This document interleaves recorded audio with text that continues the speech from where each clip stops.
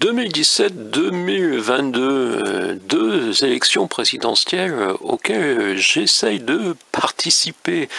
La première, même si le CSA en février 2017 m'avait classé 28e dans la liste des candidats à la candidature, les médias ne se sont pas vraiment souciés de m'accorder quelques instants supplémentaires de médiatisation qui auraient été indispensable pour que ce bouquin parvienne devant vos yeux. Candidat de la ruralité réelle et de la modernité, c'était le titre avec campagne en bas et une figue avec aussi au verso François Mitterrand et un coq. Et oui, un dolmen, un tournesol, une gariote, un ruisseau. Le but d'une classe dirigeante, convaincre le peuple de son incompétence. La chose publique doit être gérée par des gens formés à cette pratique, un clan. Peu importe l'étiquette, pourvu que perdurent les valeurs essentielles du pouvoir, l'oligarchie. Être candidat, c'est combler un vide condamné, si je m'abstenais, à rester invisible pour les chroniqueurs officiels de cette présidentielle. Qui se soucie de la ruralité ? Un ministre s'occupe de nous, alors de quoi nous plaignons-nous? Être candidat, c'est probablement rester invisible, déclaré non crédible. Vous n'êtes pas sérieux. Ce bouquin est toujours disponible. Je n'écris pas la même chose 5 ans plus tard. Face au pilier de avoir le candidat de l'être, on peut parler de ruralité et finalement d'option sagesse. La sagesse étant peut-être de vivre à la campagne, si.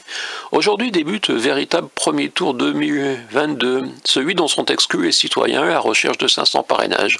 Au deuxième puis troisième tour, le peuple est appelé à départager le choix des grands électeurs.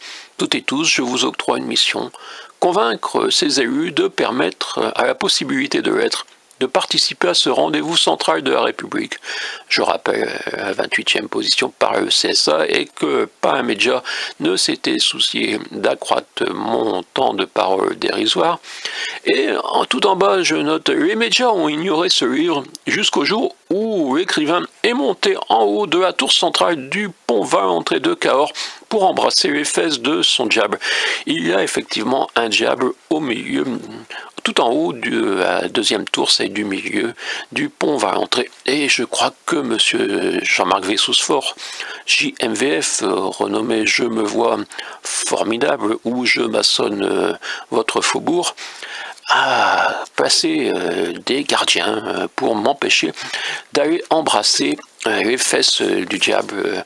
Sinon peut-être que même la dépêche du midi serait obligée d'en parler et peut-être même Monsieur Bonnemère ou Monsieur Quette, on ne sait pas qui est toujours le correspondant local, je crois, ici. Voilà, 160 points où je parle un peu de ruralité, mais non, je n'ai pas repris 5 ans plus tard le même bouquin, même si j'ai actualisé ma chanson Si j'avais eu les médias 2022. Et oui, il y avait Si j'avais eu les médias, qui est une adaptation d'un tube des Vampas.